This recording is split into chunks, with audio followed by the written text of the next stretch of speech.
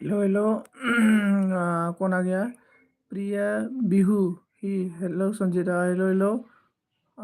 Like करो like नहीं किया तो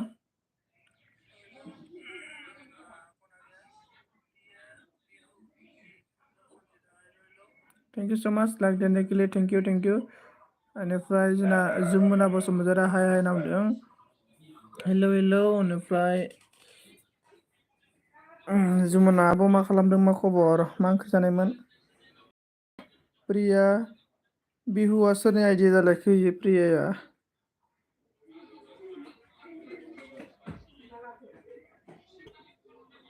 आंनि टामनेला माबायदि जादों कमेन्ट खालामना खोन्थाहरलाय ओइ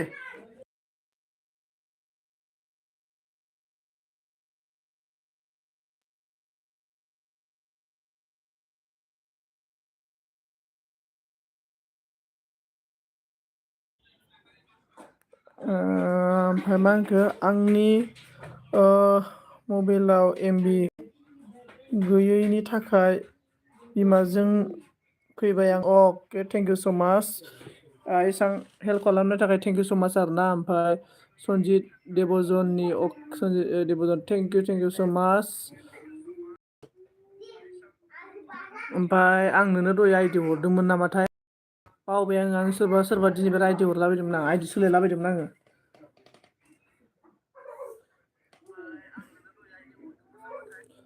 ओमफ्राय बंदना देविया हेलो हेलो कैसे है बोलो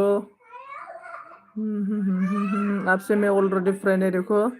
आपसे ऑलरेडी फ्रेंड है और आप कहाँ से हो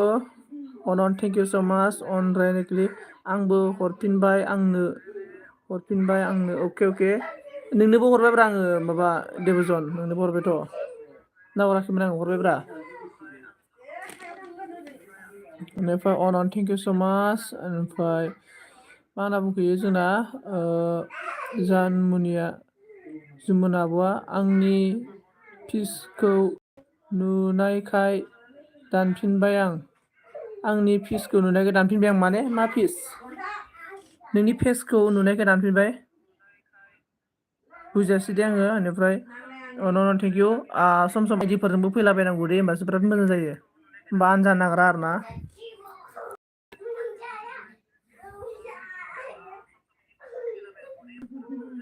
बेनिफ्राय आं दिनै फेस लाइभसो फैनो नागिरदोंमोन ओमफ्राय फेस लाइभ फैयालासिनो आं बिदिसो फैबाय आरो ना दा दसे थाना फेस लाइभबो फैनो हागौ आङो ओमफ्राय हेल' आदा नावदार ना नारानाया हेल' नारायना ब्र मा खालामदों मा खबर ओमफ्राय नारायना ब्र नोंनाव आइडि दंना गैयाब्रा आइडि दंबा दे हरदो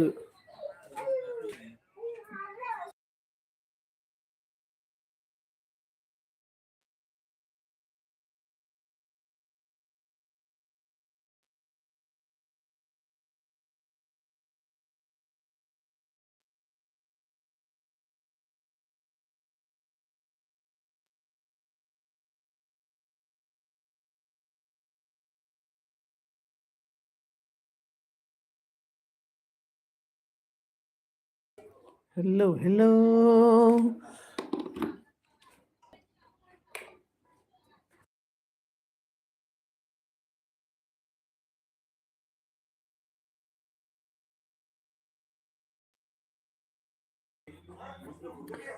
मा खबर दं खबरा बिदिनो मोजाङानो दङ ओमफ्राय नोंना मा खबर नारानान ब्लग हेल' पिटार बसुमतारी हेल' ब्रनावदे हेल' बेनिफ्राय बंदना हेलो हाउ आर यू कैसे है बोलो और आप कहाँ से हो बोलो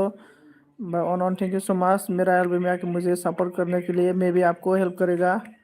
बेनिफ्राय सपोर्ट करेगा मैं भी आपको बैक अनन आंना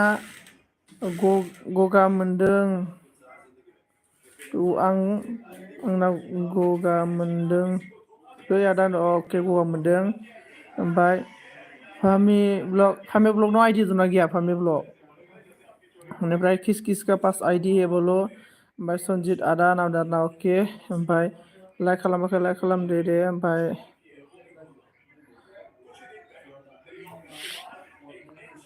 मोनसे दं हरदोब्रा मोनसे दंबा आंथ' नोंनाव नोंनोबोथ' हरबायना आङो आइदि थानायफोरखौ आंनोबो हरदो नारानान ब्रादारनाव आइदि दंना गैया नारानान ब्रादार सोर सोरनाव आइदि दं हरदो दे आंबो हरगोन दे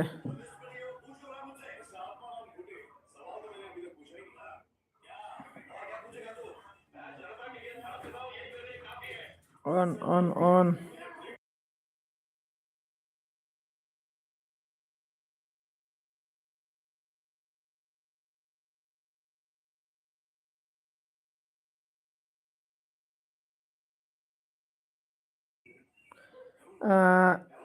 बान्दाना राधे राधे बान्दाना राधे राधे बान्दाना राधे राधे पिटार मा होनदों मा ओंख्रि जाखो आदा होनदों ओंख्रिया जोंना माबासोमोन आलु ओमफ्राय मुला गुन्द्रुक आरोना आलु मुला गुन्द्रुक बेनिफ्राय सयाबिनमोन आरोना ओंख्रिया बेनिफ्राय बयलार फाजामोन आरोना मबाइला आंना गैया र'दा मबाइला आंनाव गैया दा हरगोन होनदों अके फामे ब्लग हरबानो जाबाय दे सापर्ट खालामदो दे बेनिफ्राय नारानान ब्लगआ मा बुंखो आंनाव गैयालै आदा मोनसे फना वानल' अके आइदि बानायना ला आइदिखौ जेनेबा दसथासो आइदि थायोबा मोजां जायो आरो ना सोलायलाबायनानै थाब थाब बारायलाङो आरोना बिदि ओमफ्राय पियार प्रडाक्सना हेल' आदा होनदों हेल' लाइक दान थेंक इउ स' माच ओमफ्राय जोंना नै बिबारि आब' हेल' बिबारि आब' ओमफ्राय लाइक दान थेंक इउ स' माच लाइक देनिक्लि मा खबरा मोजाङानो दङ बेनिफ्राय खबरा मोजाङानो दङ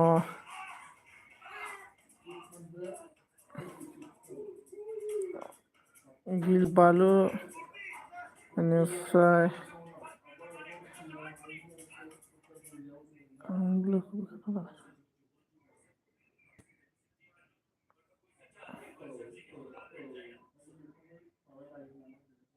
बेनिफ्राय जोंना नै थेंक इउ ओमफ्राय मिलन होनना फैदों जोंना हेल' ब्रादार हेल' मिलन नोंखौ साब खालामबाय दे नोंनि भिडिअ नायनानै साब खालामदों आं दहायो ओमफ्राय नोंबोथ' आंखौ पे हरखाबाय थेंक इउ स' माच ओमफ्राय मा खालामदों होनदों उन्दुलाबायना दं नै दुगैखांनानै ओमफ्राय मा नायगासिनो नों होनदों मा नायनोखाय आं नायदों आरोना सोर माबायदि मानसि सोरना महर मोखाङा दाब्ला ना दुलुर ना गोलाव मानसिफोरनि महर मोखां नायदां बेनिफ्राय फामिया मा होनदों हेल' निउ फ्रेन्ड जयनिं जादों नै फामिजों निउफोर लोगो जा आं नोंनो मिलननो ब्लु ना होनो लोगो जाखावलाबायनो जोंना बेनिफ्राय हाजोमाया मा बुंखो हेल' ब्र' लाइक दान ब्र' थेंक इउ स' माच हाजोमा ब्र' लाइक होनायनि थाखाय ओमफ्राय हाजोमा ब्र' मा खालामदों मा ओंख्रि जानायमोन बिबारि आब' मा ओंख्रि जानायमोन खोन्थाहरदो फामि ब्लग मा ओंख्रि जानायमोन खोन्थाहरदो फामि ब्लगआ मा होनखो आर बि प्रडाक्सन लोगो जानोसै दे होनना बुंदों आरोना नै आर बि प्रडाक्सन लोगो जानोसैनो फामि ब्लग नों लोगो जाहर आरबिजों आरबिना बिराद आरबिना 1K बाराना माबाया साबा नों लोगो जागोर बेनिफ्राय नारा नाना मा होनखो आंना चेनेला गोदानसो आं बारा सोलायाखै बारा रोंथ'वाखैना अके नोंना चेनेला गोदान बारा रोंथ'वाखै होनदों आरोना इउटुबाव आजिखालि सार्च खालामना नायबानो मोनजोबो आरो ना मा केटेगरिनि माबायदि नांगौ आरो ना ओमफ्राय अन थेंक इउ अनरायना क्लियार हाजोमा मिलियनका जयनिं मे होनना बुंदों आरोना मिलियन जयनिं जानांगौनो माबाजों फामि ब्लगजों बेनिफ्राय बिबारि अन फामिया मा बुंखो जोंहा आलुसो आलु गोजा नामा ओमफ्राय आरबिया मा बुंखो अके कमेन्ट हरदों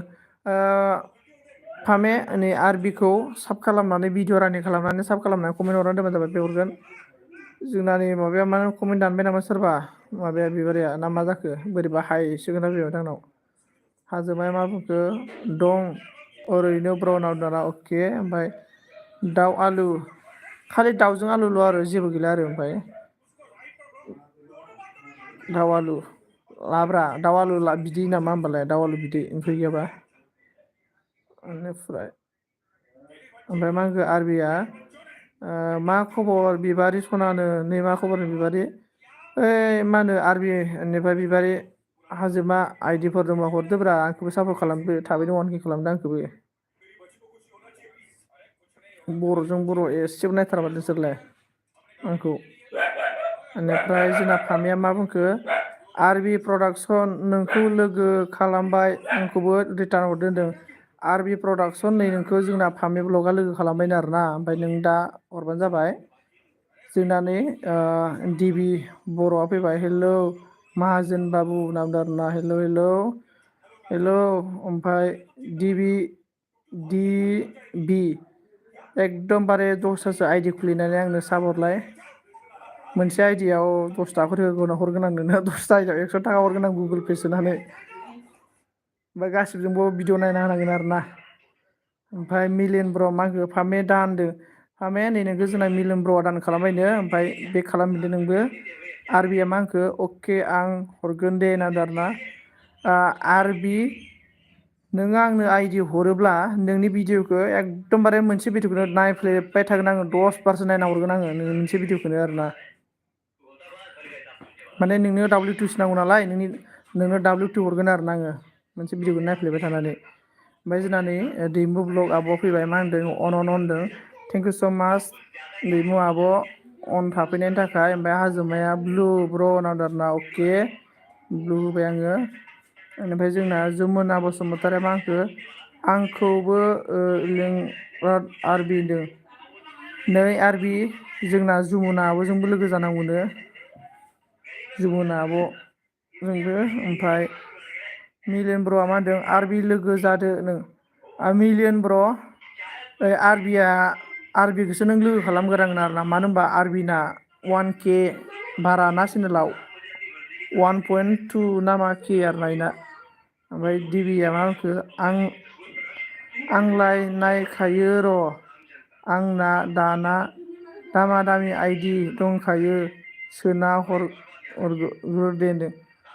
देलाय 800 खालामना हरलाय दानो 800 खालामना हरब्ला दानो सोना हरगोन आं नोंनो माबा 100 थाखा बेनिफ्राय आरबिया मा होनखो अके आदा हरगोन दे 15 आइडि दं आंनावनो अके 15 आइडिजों 2 मिनिट 3 मिनिट भिडिअ रानिं खालामना हरबानो जाबाय नोंनि भिडिअखौ एकदमबारे मोनसे भिडिअखौनो नायफ्लेबाय थानानै कमेन्ट खालामहरबाय थागोन आरोना आङो बेनिफ्राय कमेन्ट दाननाङा ना दानबाय नामा आंजोंबो लोगो दैमु ब्लगजोंबो लोगो जानांगौनो नै दैमु ब्लग सोरखौ गोदान नुदों लेंलायलायो लोगो जा ब्लु होगोन आङो होनबानो जाबाय दैमुनो ब्लु होना होबाय आङो लोगो जालाबाय हाजोमाया मा बुंखो ब्र' आइदि पास हरनि होनदों हाजोमा बर' आइदि हरदो दे आंबो नोंनो हरगोन आरोना ओमफ्राय आंबो सापर्ट खालामगोन बयखौबो हरबानो जाबाय ओमफ्राय फामेया मा होनना बुंदों आरबि प्रडाक्सन आंनोबो हर आदा ना आब' होनदों आरबि नै फामिनोबो हरनांगौनो आरोना बेनिफ्राय हाजोमाया दैमु अनन हाजोमा अनन थेंक इउ स' माच हाजोमा अनन थानायनि थाखाय ओमफ्राय जोंना नै फामिया मा होनगोन मिलियन रिटार्न हरबाय आंनो दा मिलियन नै जोंना फामिया रिटार्न हरबाय ओमफ्राय दिबिया मा बुंखो जायो नामा होननानै मिनिबाय आरोना मिलियन होनना बुंबाय नै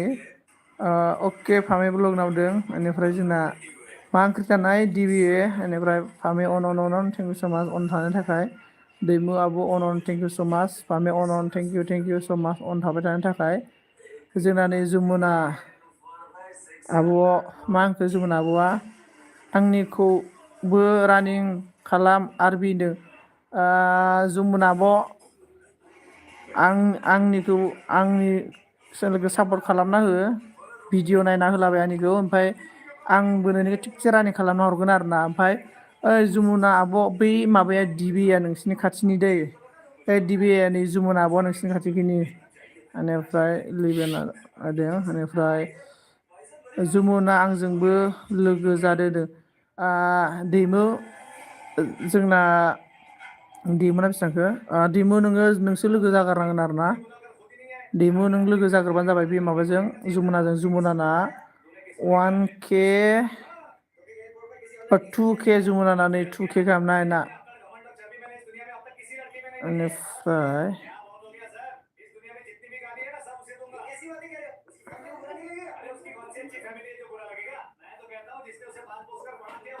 ओमफ्राय आरबि प्रडाक्सना मा होनदों कमेन्टआव आं होनदों कमेन्टआव आं अके अके बेनिफ्राय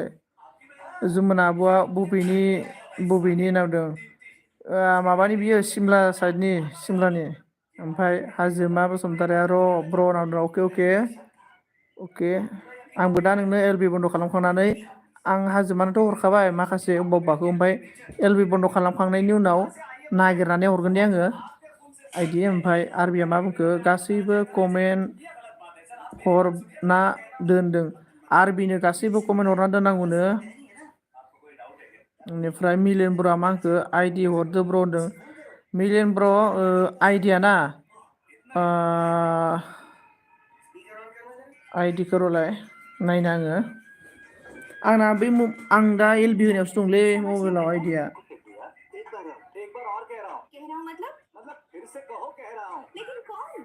माबा मिलियन ब्र' नोंनो दा हरगोन दे आं आइदिखौ दे ओमफ्राय मिलियन ब्र' नोंनावलाय आइदि दंना गैया दा एलबि बन्द' खालामखांबा हरगोन दे आङो बेनिफ्राय मा खबर आदा सना नामदारना डिबि बर'आ दिबा आङो खबराथ' आंना थिगानो ओमफ्राय लाइक खालामाखै लाइक खालामदो खबरा थिगानो दं आरोना बर्थमान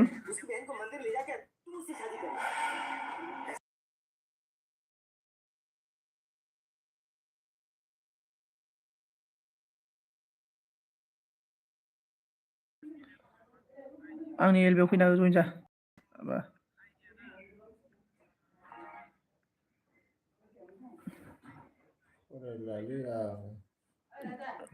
ओइ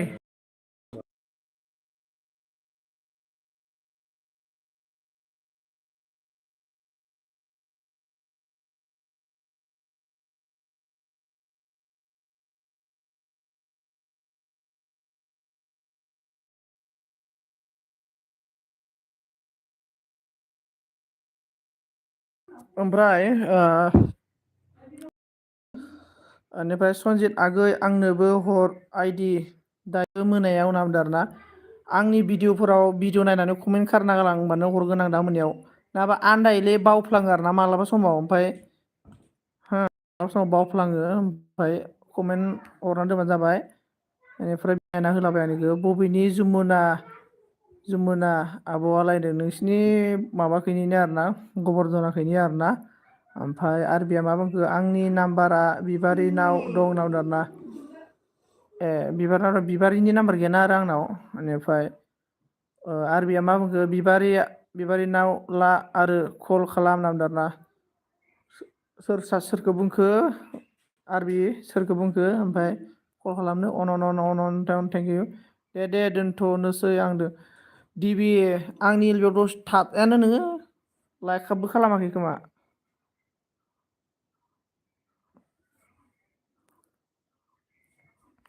नाम्बार लालायलायनांगौलै नाम्बार लालायलायनांगौब्रा मोजां जायो आरबि दानो रिटार्न खालामफिनदो होनना बुंदों आरोना नै आरबि नोंखौ रिटार्न खालामनो होनदों माबा दान खालामबायनो साब खालामबायनो जोंना मिलियना ओमफ्राय आरबिआ अके मिलियन होनना बुंदों आरोना आरबि प्रडाक्सना टेनसन गैया आरबि प्रडाक्सना हरखायो बयनोबो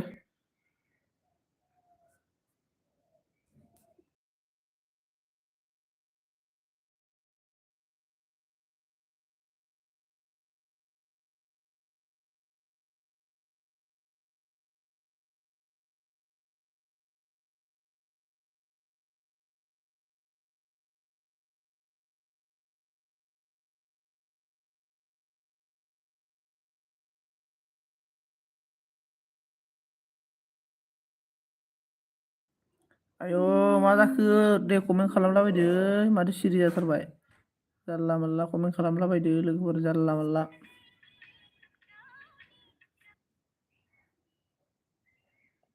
कितना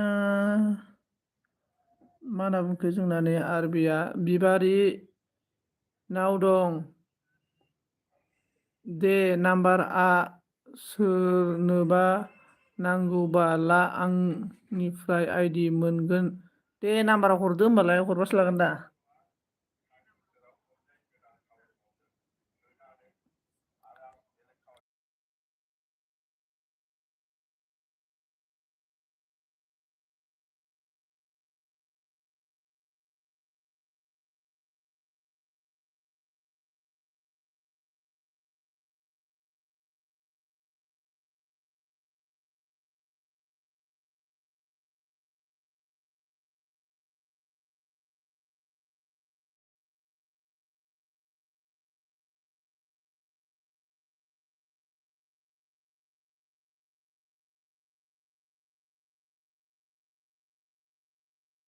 बेनिफ्राय जोंना माबाया मा होनो आरबि दे आब' आंनोबो हरदो दायो होनना आरबि नाम्बार हरदो दे होमबालाय आरबियालाय आपा आपि जाखो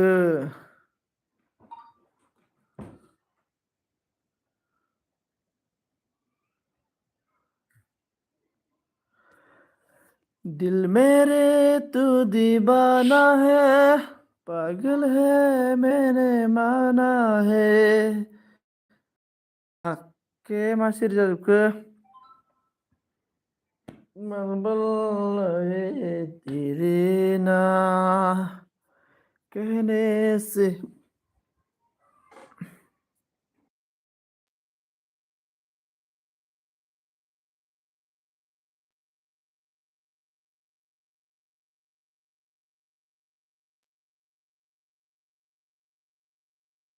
गैयानायखाय मानसिफोरा खारजोब्बाय नामा आइदि गैयानायखाय मानसिफोरा खारजोब्बाय जाय जाय आंनि एलबियाव जोबजासिगोन बिसोरनोल' आइदि हरगोनलै आङो हले डाइरेक्ट होनखायो आङो जाय जाय आंखौ सापर्ट होयो बिसोरनोसो आइदि हरगोन दे आङो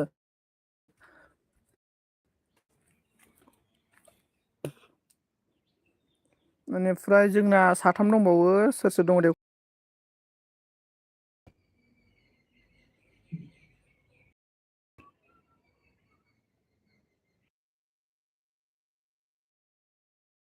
हाजोमाया होनो ब्र पसिस होनबाय 30 हगानाव अजा अके हाजोमा ब्र थेंक इउ स' माच ओमफ्राय आंबो नोंनो दा एलबि बन्द' खालामखांनायनि उनाव आंनावबो आइडि दं नालाय ओमफ्राय बबे बबेयाव माबायाखै जेनेबा साब गैया बेफोरखौ आङो हरगोन आरोना नायगिरनानै चेक खालामना हरगोन आं नोंनोबो ओमफ्राय भिडिअबो रानिं खालामना हरगोन दे आङो फुल भिडिअ नायना हरगोन दे आङो हाजोमा ब्रनिखौ ओमफ्राय जोंना जुमुना आब'आ आं दं होनना बुंदों आरोना अके जुमुना आब' मा ओंख्रि जानाय पिटार मा खालामदोंलै होनना बुंदों आरोना ओइ नै न'आवनो दङ गोदाव सोराव मा खालामनो आरोना दा बायदियाव आरोना उरां फारां बोथोर आरो ओमफ्राय मिलियन बरुवा अन थेंक इउ स' माच अन थानायनि थाखाय बेनिफ्राय नायनो र' आङो जोंना हाजोमा ब्र'आ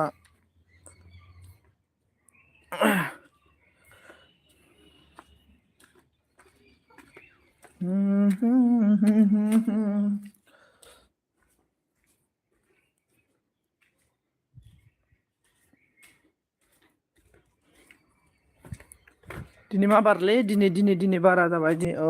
दिनै बिस्थिबार गाबोन सुक्रुबार सनिबार रबिबार समबार माबा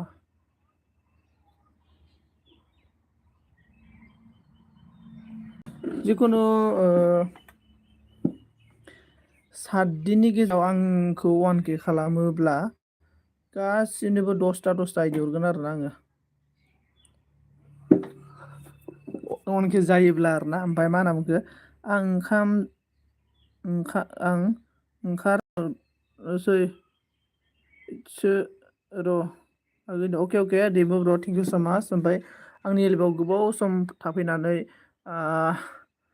सापर्ट खालामफैनायनि थाखाय थेंक इउ स' माच आरोना ओमफ्राय जोंना सोर सोर थांखोथाय रावबो खोन्थालाङासै माथो खोन्थालांनांगौमोन नङाबा ब्लु लाफिननांगौ जायो नालाय बेनिफ्राय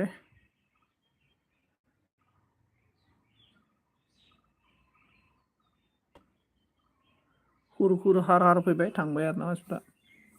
फेस लाइभ होनो सानदोंमोन आङो गैया दिनै जासो 7 दंबावो आरोना सोर दं दे कमेन्ट खालामलाय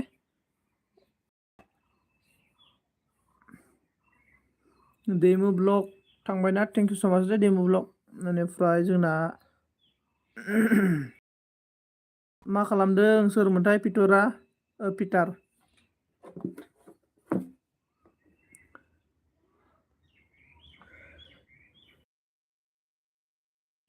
59 मिनिटल' होगोन आरोना आंबो दिनै माबामोननि बायदि गोरिब ब्रादारमोननि बायदि आरोना मिलोनब्रा मा होनदों आब' जुमुना दान खालामबाय होनदों आब' जुमुना नोंखौ नै जोंना मिलियन ब्रादारा दान खालामबायनो ओमफ्राय मिलियन ब्रादार मा होनो नोङो कमेन्ट होना गारबोदोंबा टेनसन गैया बे होफिनखागोन आब'आ बे होखायो आरोना कमेन्टल' होना गारबोनांगौ बेनिफ्राय किर सिरकुट एक्सप्रेस क्या बोला सिर ना किर एक्सप्रेस ऑन डॉन थैंक यू सो मच ऑन होने के लिए और मेरा से नहीं नहीं मेरे से ऑलरेडी सब है आप देखो देख सकता है आप ऑलरेडी सब है मेरे साथ अनिफ्राय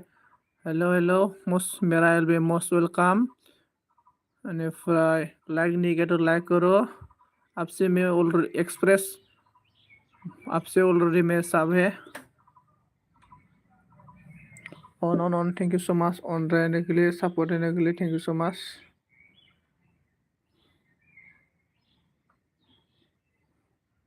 थैंक यू मिलियन नावदारनानै जुमना आब'आ बे होगोन थेंक इउ खालामनाङा ओके नावदारना एक्सप्रेस ब्रदर या सिस्टर बोलेगा आप में और आप कहाँ से हो ही या C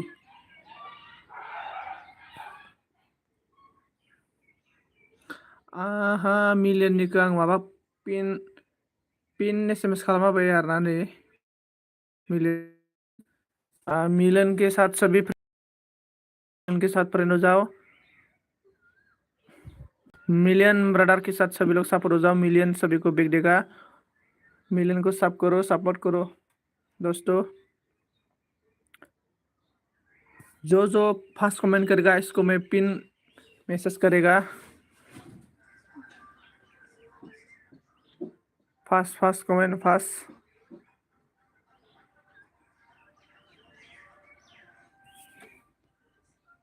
comment guys comment guys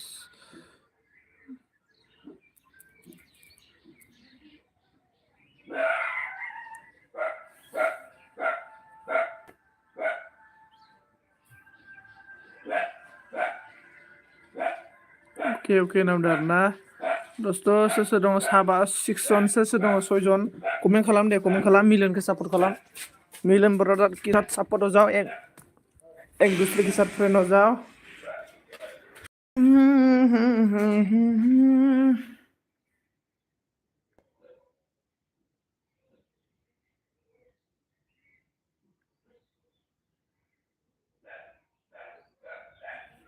अन नावदारा thank you so much Milan brother thank you उन थानाय थाखाय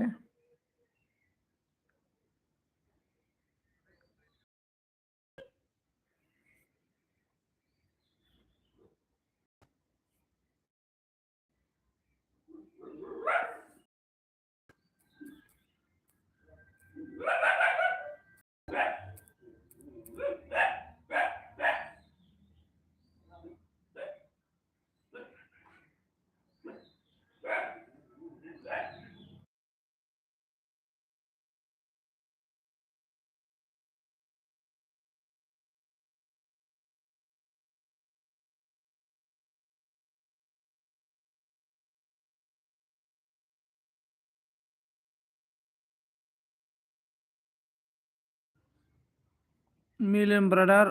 बहानि मोनलाय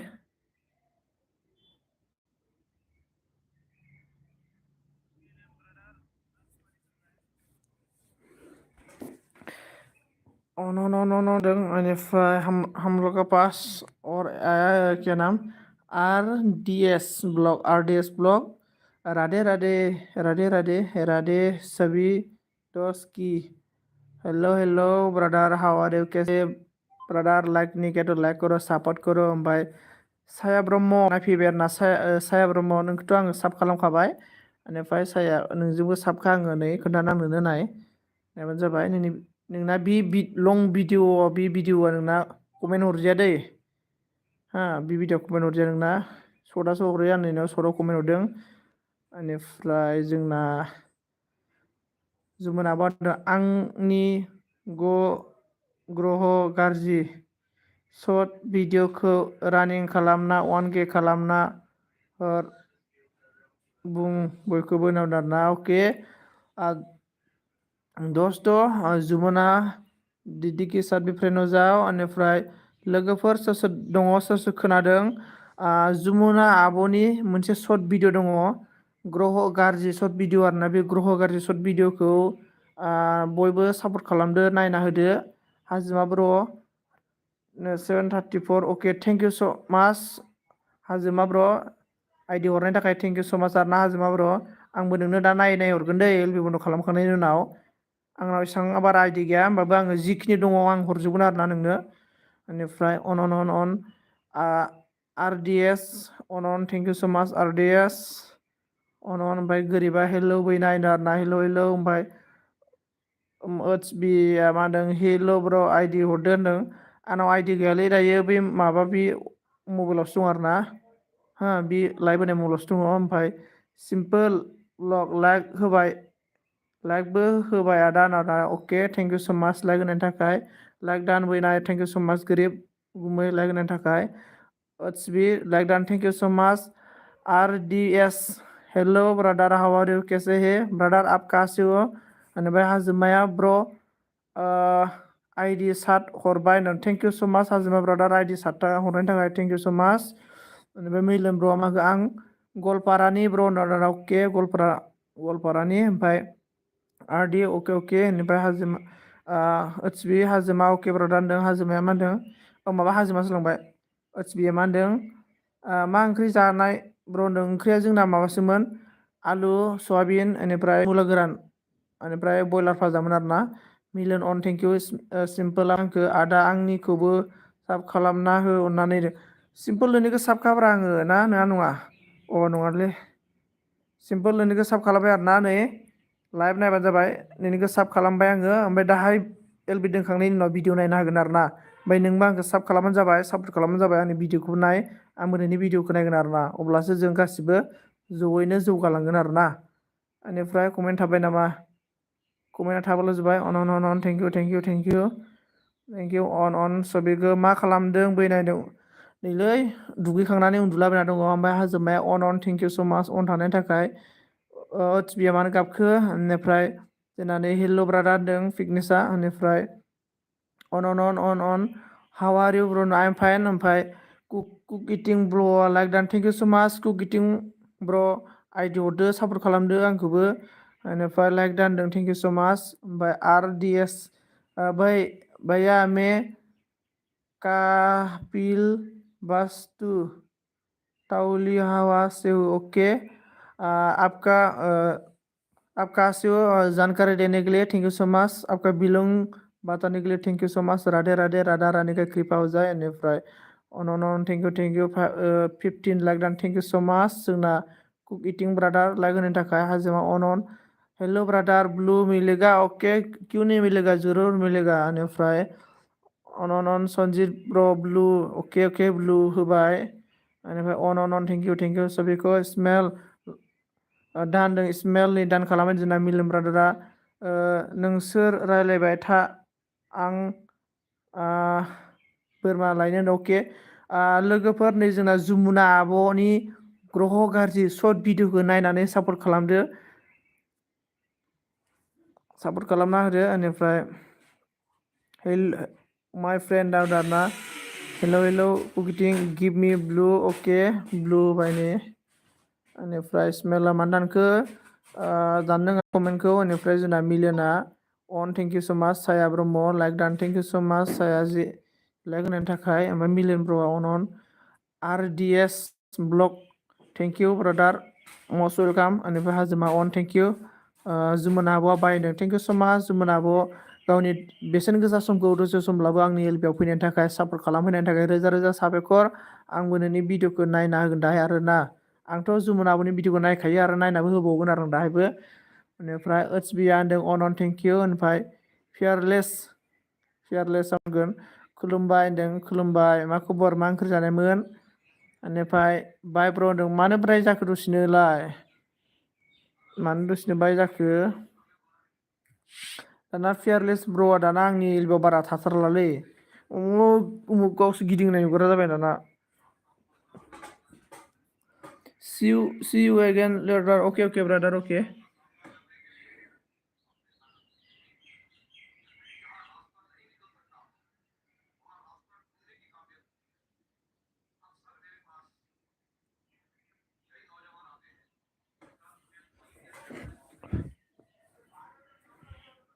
ओमफ्राय हाजोमा अन नावदो आरोना थेंक इउ स' माच हाजोमा ब्रादार अन थाबाय थानायनि थाखाय ओमफ्राय नोंनो हाजिमा ब्रादा डाइल बे बन्द' खालामखांनायनि उनाव हरगोन दे आङो ओमफ्य ओस बियो मा होनदों फिटनेस जइन मि प्लिज नावदो आरोना ओस बिजों जइन जादो बेनिफ्राय आर डि एस ब्लगनि केवला हेलौ साया ब्रह्म मे आपको जइनिं कर लिया है होदों साया नै जोंना आर डि एस ब्लगआ साया नोंखौ साब खालामबायनो ओमफ्राय बेग हरदो एक दूसरे के साथ फ्रेंड हो जाओ हम लोग का साया आपको आर डी एस ने सब क्या है बेक कर दो प्लीज बेनिफ्राय अन अके ब्रादार नामदों हाजोमाया होमबा ओट्स बिया अन thank you so' much on रायनायखलि हाजोमा on thank you अन राहानायनि थाखाय ओमफ्राय जोंना ओट्स बि ब्रादार मा ओंख्रि जानायमोन बेनिफ्राय ओट्स बि ब्रादारना बेसे थांखो 380 बेनिफ्राय बेनि उनाव हाजोमाना बेसे थांखो ब्लु लाफिननायसो जाबाय माथो हाजोमाना बेसे थांखो जथिनि थिगानो आवगायगोन गासिबो आवगायलांगोन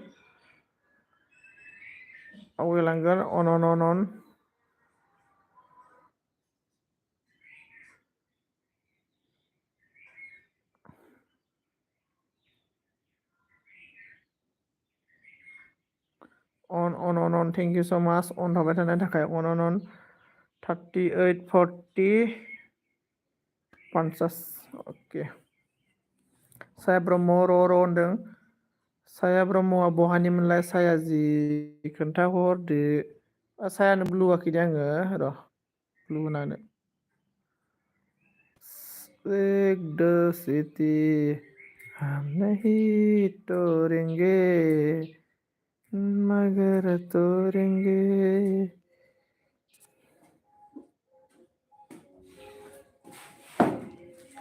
ओमफ्राय अन ओमफ्राय जोंना नै बड' एसआ फैदों आंखौ बोनायना थुना होमोन एसे आं बुगोन आं बारा बर'फोरनो रोङालै र' मा बुंखो आंनिखौ बोनाय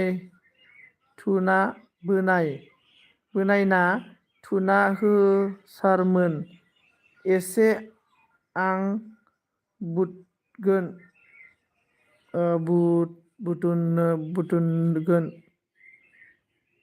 न' लोगो जादो सारमोन बड' एसजोंबो बयबो लोगो जा ओमफ्राय बड' एसआ ब्रादारा आंनि भिडिअखौ नायथारा माथो बड' बाराना 1K जालांबाय नै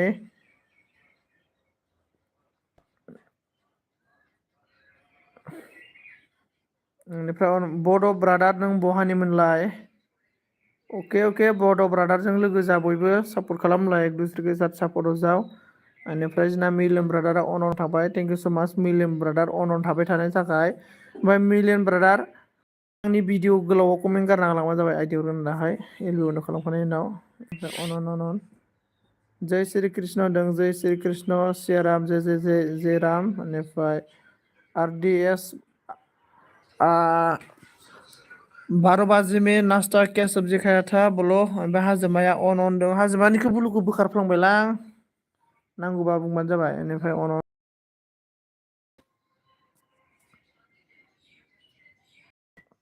40 मिनिट 40-50 आरो 10 मिनिटल'सै आरोना आंबो दिनै 59 मिनिटल' होनाय नायगोन आरोना मानसिफोरा 59 मिनिटल' होबानो WTखौ गोबां मोनो होनना बुंदों आरोना मानसिफोरा बेखायनोथ' आंबो होनाय नायगोन र' दिनै 59 मिनिटल' ओमफ्राय मिलन कि 33 लग जादो सार मिलन नै नोंखौ 33 खालामबायनो आरोना जोंनानि बड' एसआ लोगो जादो बेनिफ्राय मा होनना बुंखोथाय मिलन कि 33 लोगो जादो सार नामदारनानै मिलियन निखौ 33 खालामखो ना माखो 33 जाबाय होनना बुंदों ओमफ्राय बड' एस आइडि दंबा सापर्ट खालामदो आंखौबो 1K खालामदो थाबैनो साया जयनिं मि नों साया अबाव खारखो नै जोंना जयनिं खालामबायनो बि अन थेंक इउ स' माच अन थाबाय था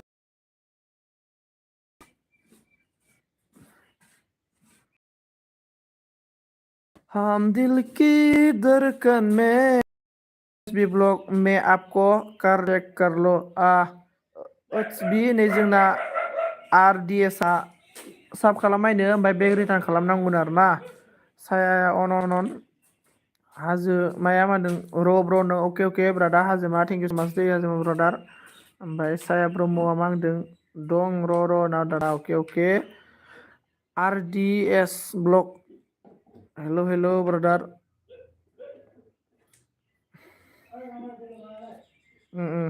दस्त' कमेन्ट करदो र' लोगोफोर कमेन्ट खालामबाय थादो जास्ट 2 मिनिट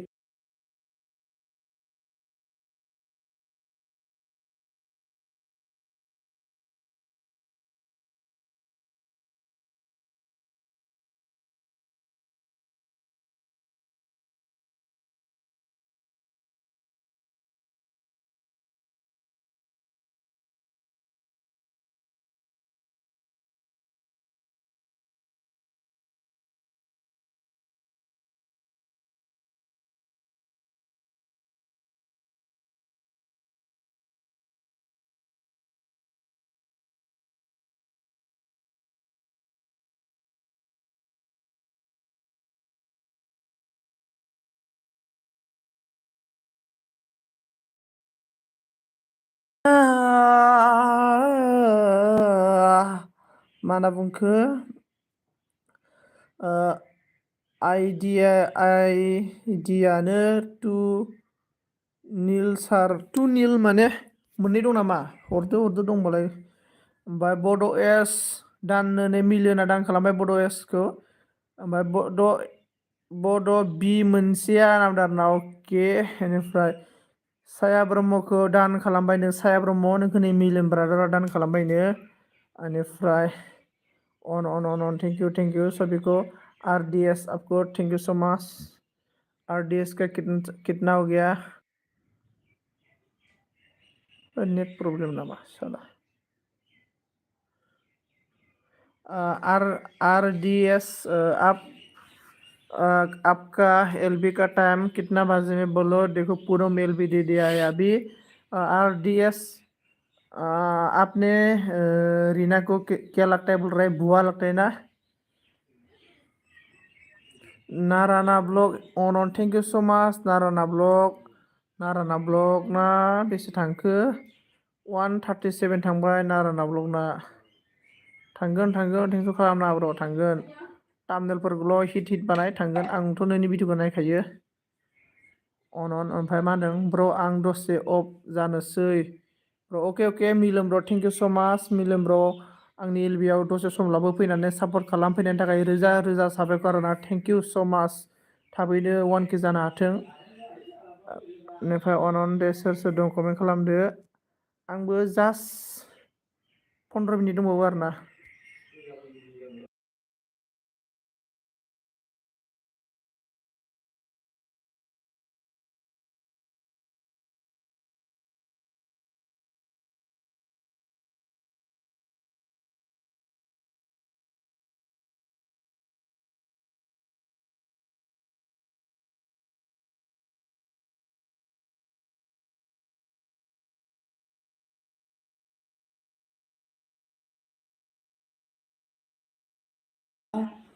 हमें तुमसे हो गया प्यार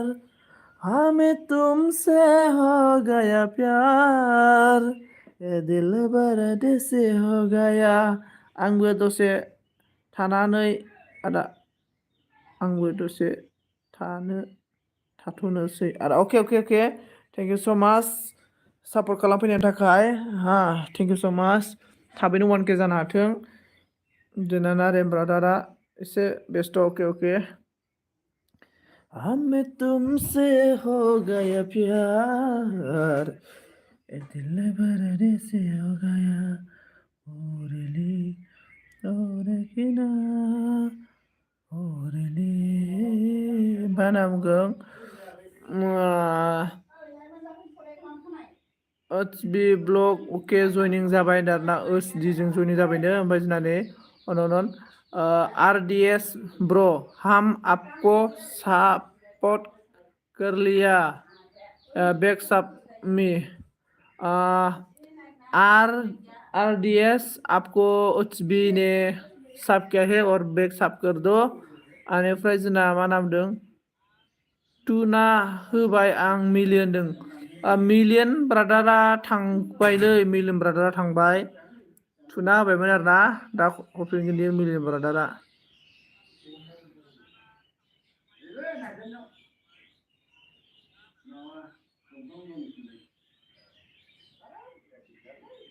ब्लु नांगौबा बुंबानो जाबाय अके साया आंबो लोगो जानो थांगासिनो होनदों आरोना नै साया नोंजोंबो लोगो जानो थांगासिनो दंनो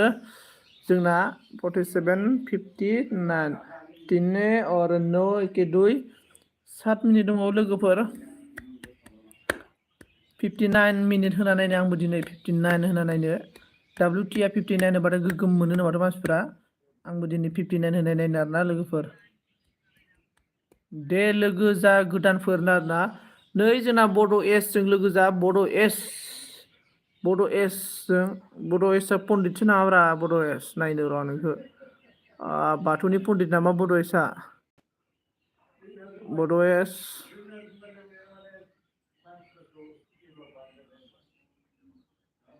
खात्रालै बड' एस नोंना दा हले अन बेनिफ्राय जोंना अके साया आंबो लोगो जानो थांगासिनो होनना बुंदों रायनो दे लोगो थुनादो ओमफ्राय साया लं भिडिअ नायना लोगो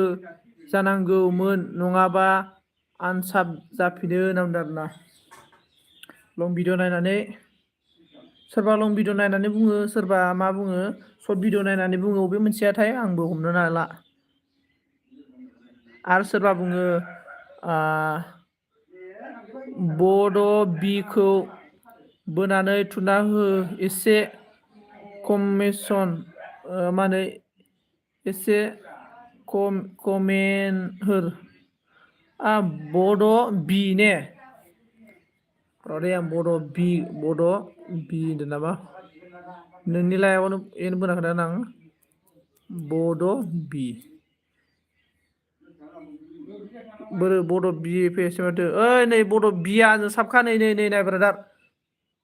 नुबायना नै बड' बिया 590 आरोना नुबायना बड' बिया साबखा बड' एस बड' बियानजों साबखा अलरेडि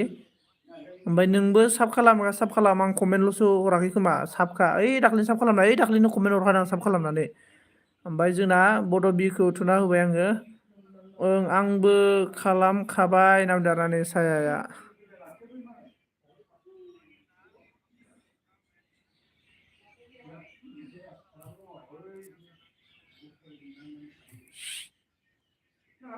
फिफ्टी आरो 9 मिनिट लोगोफोर 9 मिनिट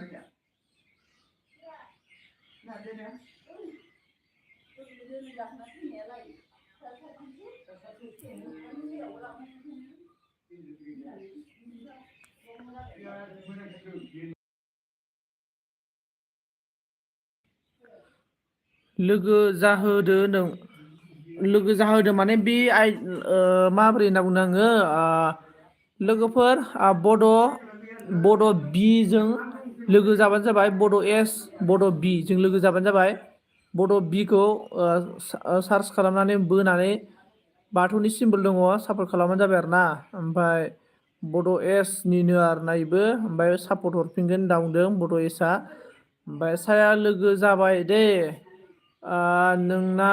लं भिडिअ'आव कमेन्ट थाङा होनदों ओंलै सायानिया लं भिडिअ कमेन्ट थाङा साया कमेन्ट थाङि मानो खालामना लाखोथाय लं भिडिअ'आव आंबो दयो लं भिडिअ कमेन्ट खालामना होबाय कमेन्टआनो जाया ओमफ्राय सर्ट भिडिअ'सो कमेन्ट होना गारबोबाय आङो ओमफ्राय जाम्बा नार्जारिया हेल' होनना फैदों जाम्बा नार्जारि ब्रादार आइडि दंबा आइडि लाबोदो आइडि हरदो दे आंबो सापर्ट खालामगोन आइडि दंना गैया खोन्थाहरदो नोंना ग्र' जाबाय नामा होनना नोंना ग्र' जाबाय नामा होनदों गैयालै ब्रादार ग्र' जायाखै बहा ग्र' जानोब्रा ओइ गैयालै गैया नायख'नायसो बेनिफ्राय अन मिलियन जइनिं मि प्लिज होनदों ओइस पि मिलियना थांबायलै ओइस पि मिलियना थांबाय ओमफ्राय अन होनदों अन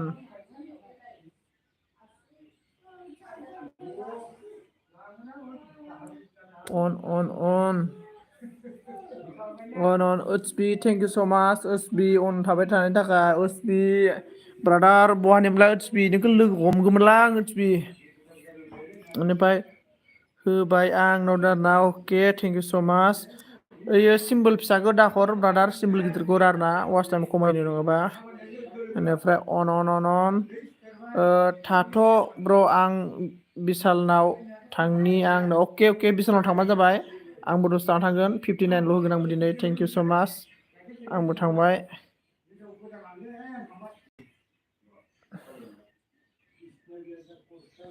आं गफुरनिसो ब्र' फैदो आंबोथ' गफुरनिब्रा ओसबि ब्रादार आंबोथ' गफुरनि जोंहा फादारनि जोनोम जायगायानो गफुरमोन आं उदालगुरियाव थाबाय आरोना आंबोथ' गफुरनि ना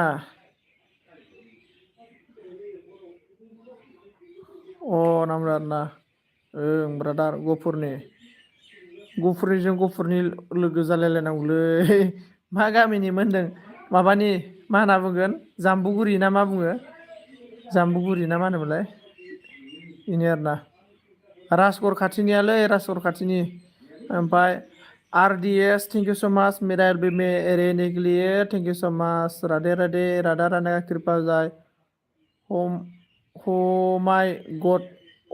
ना माइ गड होनखो माइ गड जाम्बुगुरि आङो बेनिफ्राय राजगर ककिलायाव जोंहा आनै दङ ओमफ्राय अशक ब्रादार लाइक डान thank you so' much Ashok brother like डान मस्ट वेलकाम मेरा एलबम ओसबिया मा होनो गामि खाथिनिनो माथोलायनो गामि खाथिनिनो ब्रादार गावहा सिनाया आंखौ ओमफ्राय साया ब्रह्म जागोन दे एस बि ब्लग नाम दारनानै जागोन एस बि सायाया होनदों ओमफ्राय R D S thank you so' much मेरा रहने के लिए ओमफ्राय बड' एसामा आंखौ आंना क'क्राझार दतमानि सारमोननो क'क्राझार दतमानि ना नोङो अके बेनिफ्राय माबा क'क्राझारनिया हाजोआ मा होनोमोनलाय बावखुंग्रिनि बेसे गोजान जायो ब्रादार बावखुंग्रिनि नों बाथाबारिसो आं उन्दैयाव बाथाबारि सारि थांना फैखांबायलै थिगथि बेरायना फैखांबाय आङो ब्रादार बेनिफ्राय अनलि 5 मिनिटल' दंबावो एलबिया थेंक इउ साया ब्रह्म होनदों राधे राधे आरदि राधे राधे राधा रानी का कृपा हो जाए राधे राधे राधे राधे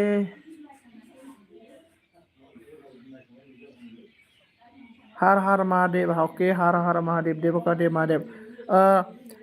आर डी एस हर हर महादेव का शिवरात्रि का मैं वीडियो बनाया है और वो वीडियो को आपने देखो मैं वीडियो अपलोड किया है और शिवरात्रि हम लोग का आसाम में मतलब शिवरात्रि कैसा होता है इतना बड़ा होता है मतलब 7 दिन होता है तो मैं इसको वीडियो बनाया है और वीडियो को सपोर्ट करो फुल वॉच करो आपको राधा रानी का कृपा हो जाए हर हर महादेव का कृपा हो जाएगा राधे राधे हर हर महादेव देवका देव महादेव ओमफ्राय ओसबिया मा होनदों सायाब' दाफै 6आव उनाव अके ओसबि आंबो थांगोन दे 6आव आंबो थांगोन बेनिफ्राय सायाया मा होनखो जागोन ओसबि नामदों आरोना सायाया बहानिमोन खोन्थाहरदो गोजानाव 25 किल'मिटार गोजान बा गोजानथार नामा थांगौमोनलै आङो माबायाव बावखुंग्रि हाजोआव बावखुंग्रिनि खाथिनि लोगोखौनो मोनासै माथो रावखौबो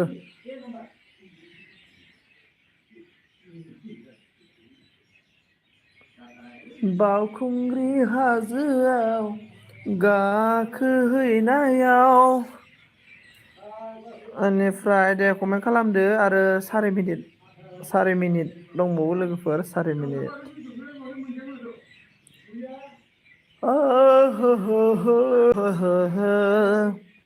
कौन है कमेंट करो guys comment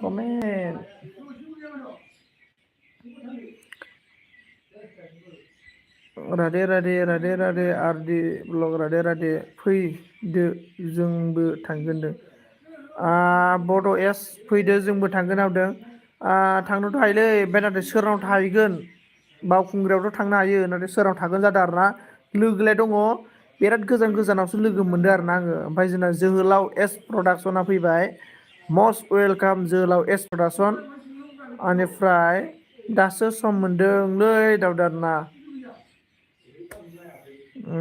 thank you so much. DS मेरा एलबी में रहने के लिए मुझे सपोर्ट करने के लिए राधा रानी का कृपा हो जाए आपके साथ। Radhe Radhe, bye bye, thank you so much, see you again, फिर मिलेगा। और मेरा शिवरात्रि का एक वीडियो बनाया है, इसको वॉच करके दे दो ये मेरा वीडियो को। जोंनाव थानो हागोन दे नामदारना। अके नोंसिनाव थानो हागोन। 57 58 59 आं 2 मिनिटल' दंबावो, 2 मिनिट दं, आं एलबि बन्द' खालामनोसै। मानो होनना बुङोब्ला 50 मिनिट 59 मिनिट दंबा W2 एसे बुरजा मोनो होनना बुंदों आरोना। 50 मिनिटल' भिडिअ खालामगोन आं दिनै। W2 बुरजा मोनमारगोन ना मोनमारा टेस्ट नायगोन आरोना आं दिनै। 6 जन दंबावो। बेनिफ्राय जोहोलाव एस प्रडाक्सन, नोंनि थाखाय सासे आइजो खानाय गोलाव नायदोंमोन आङो दहायो, इउटुबार आइजो। कमेन्ट खालामासै माथो आङो, नाम्बार बिदोंमोन आं नोंनि थाखाय, गैया कमेन्ट खालामाखै। खम खस्थ' खालामगासिनो आङो जोहोलाव एस प्रडाक्सन नोंखौ जरा मिलायहोनो थाखाय। साया ब्रह्मआ हाय नो आरोना, साया ब्रह्म हाय होनना बुंदों। बा माथो डेन्जारलै जोहोलाव एस प्रडाक्सना, सिख्लाफोरखौसो नोजोर होथारो। बेनिफ्राय गोजौआव बाथौ मन्दिराव नामदारना। अके, बाथौ मन्दिरखौथ' नायनो थांनो नागिरदों आङो, बोर बिनो थांनो नागिरदों आरो आं बाथौ मन्दिराव। थांनाय जायो ना जाया नायनोसै। ओमफ्राय लोगोबो गैयालै, लोगो दङ दंनायालाय गोजान गोजानथार, सोरनाव थाहैनो सोरनाव मानो जागोन ना, फिक्स लोगो गैयाबा। बेनिफ्राय जोंना रावबो गैथारा नामा होनना बुंदों आरोना। दङ नै 7 गाहाम दङ, थांजोब्बाय। लोगोफोर आं एलबि बन्द' खालामसै दे, 59 मिनिट जाबाय, आं दा फैफिनगोन नांगौबा।